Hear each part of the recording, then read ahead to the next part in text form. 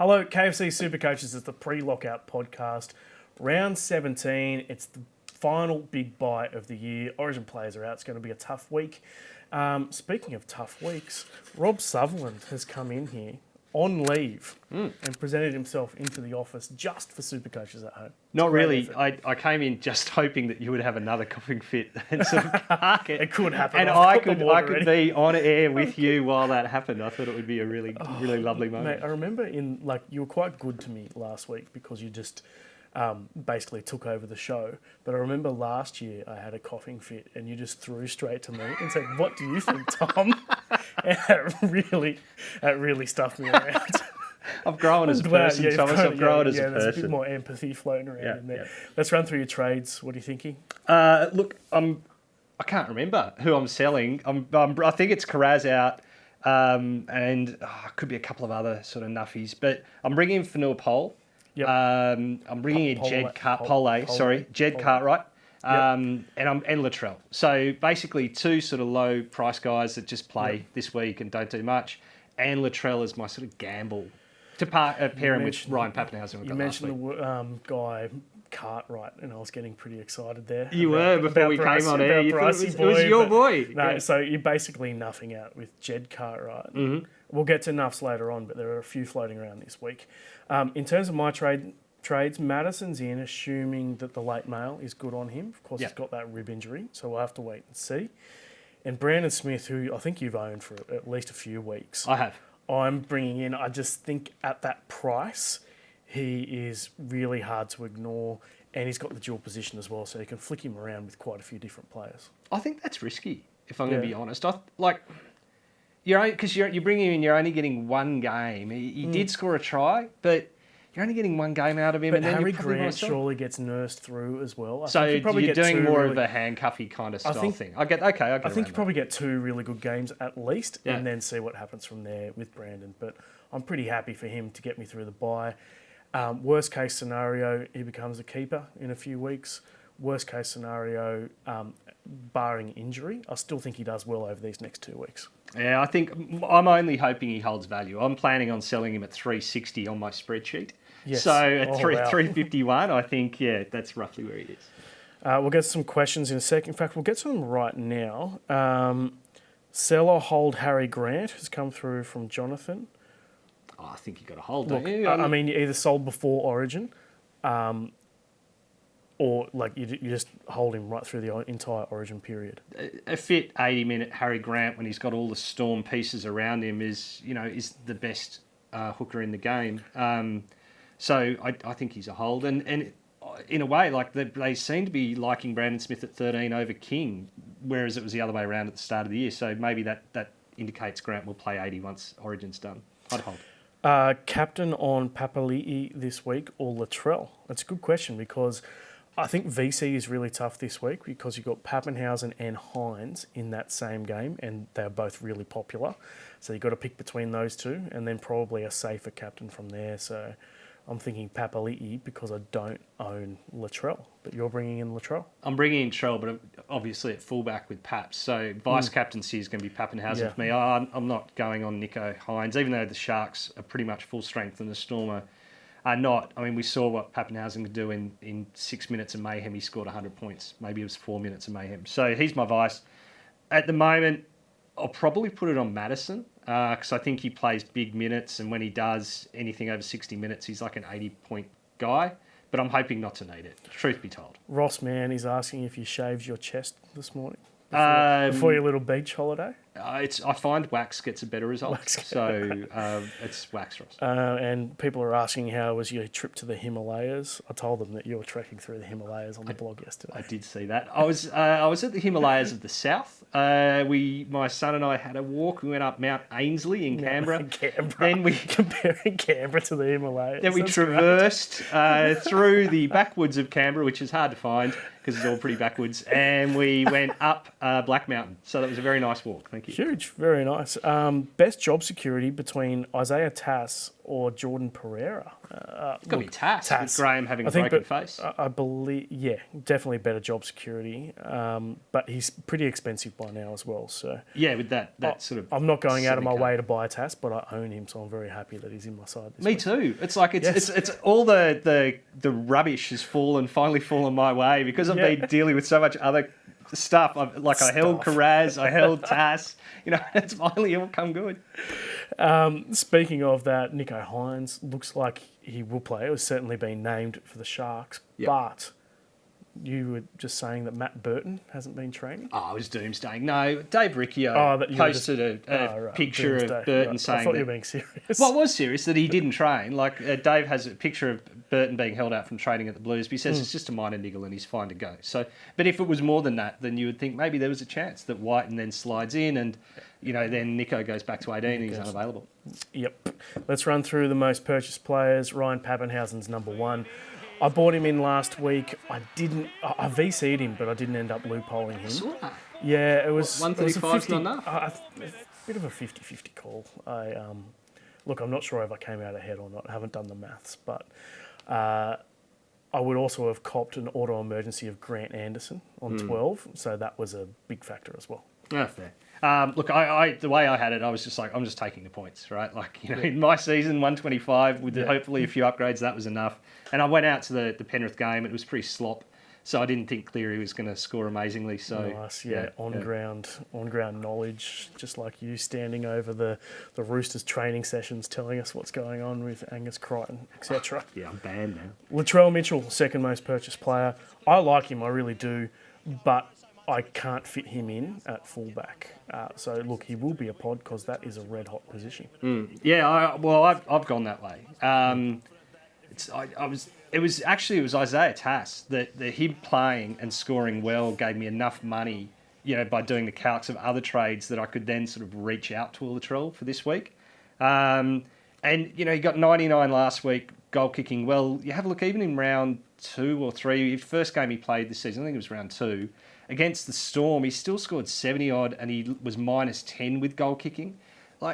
Latrell scores a try, he's going to score 100. He's got a high ceiling. It was him or Dylan Brown. I think Latrell's got the higher ceiling than Brown, so I've gone Trump. Yep, I like Latrell as a buy. Just unfortunately with team balance, I can't fit him in with Nicho Hynes stuck at fullback for me, given the half situation that I've got. Fanua Pole, you're bringing in. He is the cheapie of the week, 40-odd in 40 minutes, point per minute. Do you think those minutes will continue? No. I think he'll play less minutes this week. Yep. But he's 175k, so... the issue I've got there is that I'm worried about forward cheapies, particularly prop cheapies at this time of year. So I'm not going there, but I don't need cash either. If I needed cash, I'd probably be going there. I always need cash, Tommy. Yep. So, yeah. I managed to free up a few over the last little week or so. Plus, you've got that 10% discount. The code. Brandon Smith is next on the list. I'm going there. As you say, it is a bit risky, but it's a really good price for a guy who has been a SuperCoach gun in the past. Yeah, and unquestionable upside, right? He did some really good things when the team went really badly. When they were struggling, you could see that the Storm was struggling in the middle. Then Bellamy brought him back in, and Cheese went in, ripped that ball off. I can't remember who it was. Spun around and scored the try. That's what he brings to the team. It just he'll get them going and he'll have a crack. And Bellamy appreciates that. So I'm hoping he appreciates enough to give him more minutes. Yeah, hopefully with Harry Grant out and all the Origin players out, it's Brandon Smith just going over from dummy half for a try or even 2 this weekend. That's what I'm hoping for. Well, setting up. I'm amazed to see, sorry to ruin your system, but Naz is, in there, maybe they're hoping Brandon puts, Big Nelson through, the huge human through. Well, Pappenhausen put him over on the weekend he did. Well with a nice little inside ball. Moving on to Isaiah Tass, we have mentioned him. If you own him, it's great news that he's been named. I wouldn't be going out of my way to buy him at that price. 311. The break even isn't even, I can't remember what it is off the top of my head, but it's not in negative figures. So he's not going to make a massive amount of money. Well, his big money was last week. He went up about 70k. But job security's okay. And, he's shown that he can score pretty well. He's got a couple of 60-plus games in him. So He's a decent defender, goes in looking for work. He's not bad. Obviously, he's not as good as the next guy on this list, Alex Johnson. If I was going to pick one, I'd probably want him. Well, news. Premium. Wacko's Whispers dropped this morning on Twitter that Johnson is in doubt with a quad injury. Ooh. So we'll keep an eye on that for late mail. Obviously, if he's ruled out, then you can't go there. Yeah, that's not good. I was hoping as a Latrell owner that he would put Alex Johnson through for a couple. Maybe he'll just have to score them himself now. Yes. Joe Offengawe's guy you've been keen on for quite a while now, and other the majority of super coaches are jumping on as well. Yeah, he's no Tapane, but he doesn't have the consistency of Tapane, it seems. He's intersperses his 80s with his 50s, but when he's on, he's playing big minutes. He's got his offload moving. He's like the Joe back from Broncos whenever it was that he was an Origin player. He's in form. Yeah, and next is Nelson Asafa-Solomona, who we have touched on, but people are obviously looking for forwards to cover this buy round who could potentially be sort of your 19th, 20th player going forward. I don't see that. Nelson needs to score. He needs big attacking stats, but hopefully with Munster, etc. out, he takes on a bit more attacking responsibility in that team. He can pile on points quickly, but he doesn't. I struggle with this one. It's not like he's a cheapy price. This is an in and out. Maybe these are people who, unlike me, have save trades over the course of the season and have them to play with. All right, let's move on to Nuffs now because Shannon Harris is next on this list. I think there's Zach Hosking floating around as well, who should have been added to the game now. I know a question's just come through about that. He wasn't in the game before, but he should have been added now. Plus, you've got your Nuff that you're going for in Jed. Jed Cartwright. There's that young Broncos kid who's had big raps on him. Willison, I think. There's also Willison. Yeah, who's a really good young player. I could go him, but I like Jed Cartwright's centre wing, second row forward sort of dual positions. That just works for me better. Shannon Harris is very popular though. Look, I think it's a tad too. Are you going? I think it's a bit too early for Nuffs, to be honest. I'll pay $25K more to get a bloke who plays this week over Shannon Harris. Yeah. And Ryan Madison 10th on the list.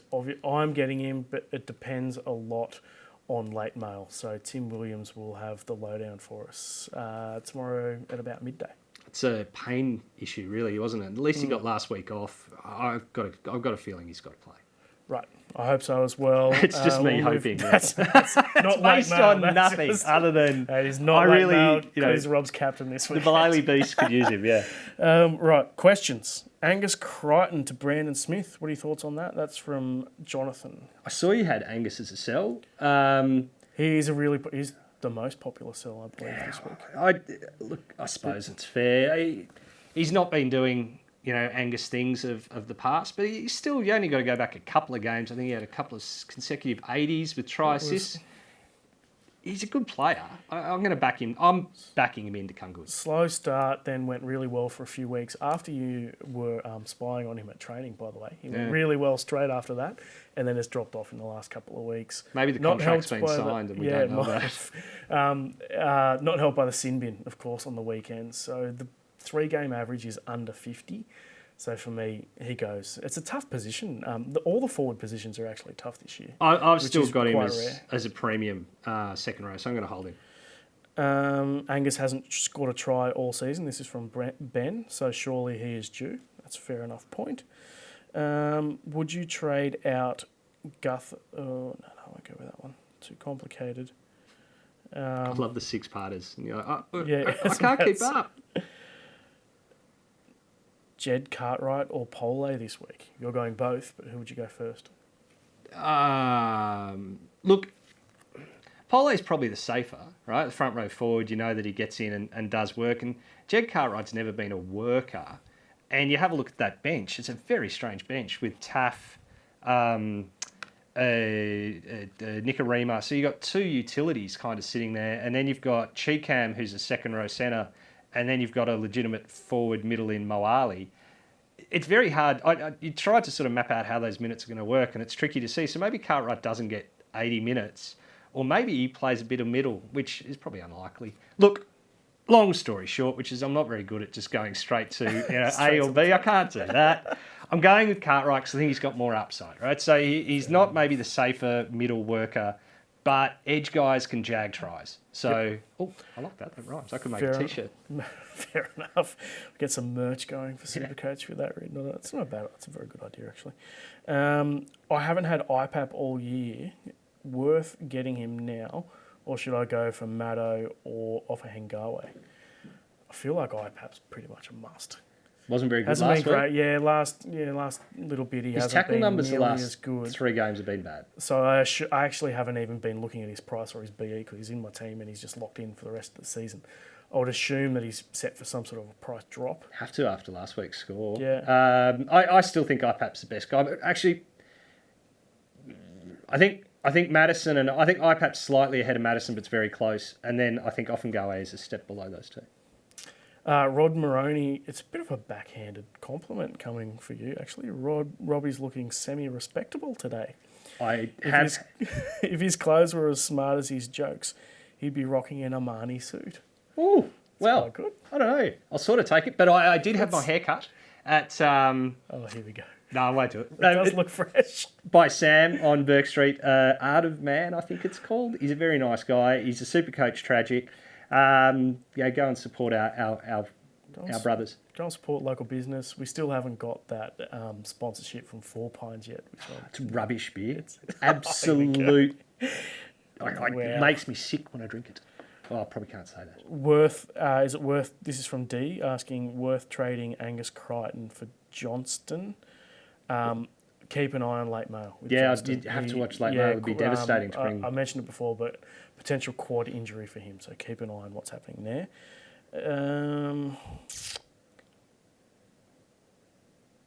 Sione Katoa is another winger that's really just keeps going well. If you're Always looking for a cut price guy, playing on the right for the Sharks, so he plays in the bye, he's an option.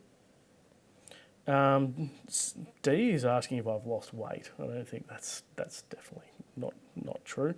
But the blue looks good on me. I'm happy with that. Another backhanded compliment. On to the most salts. It's like you're fat, but you look a little bit skinnier today. Let's move on to most solds. Jacob Carraz. I think he does have to go. Yep. He's done a really good job. Yep. Campbell Graham, unfortunately, has got that facial injury, so it could be 2 months for him. Yeah, that was really bad luck for all those people that brought him in as one of the safer centre wings, coming into the bye. Devastating. Payne Haas. Look, I've made my decision a few weeks ago to hold Haas, even with all these injuries that he's got. So I'm kind of stuck with him at that price that he is now, which is pretty low. You can't really trade him to anyone too crazy. So I'm going to hold, cover him with Max King next week. Obviously, can't do that this week. And hopefully, after that little rest that he has, he'll come out firing and be almost, not a pod, but somewhat of a pod compared to what he used to be. Oh, it's interesting, isn't it, that he is so banged up, the Broncos couldn't possibly see him being able to play Origin, yet he played 65 minutes for them. That he was broken, but he, he still stepped in for the club. Maybe, the contract negotiations going a little better than thought. There's pain, where does your real heart lie? Who signs your checks, mate? Yeah, that was interesting. So you've been in the dressing room at the Broncos. Yes. The absolute tone that's happening in Ben there. Ikin's been calling me all the time, backdooring me. That's not the term, is it? I didn't even realize. You were laughing so much, I couldn't even understand what you were saying. Probably good. But look, so as an owner, that's good, right? They're going to play him for big minutes. I'm holding him. He'll be fine. This is backgrounding. This is random. Rob's got sausage fingers. I do.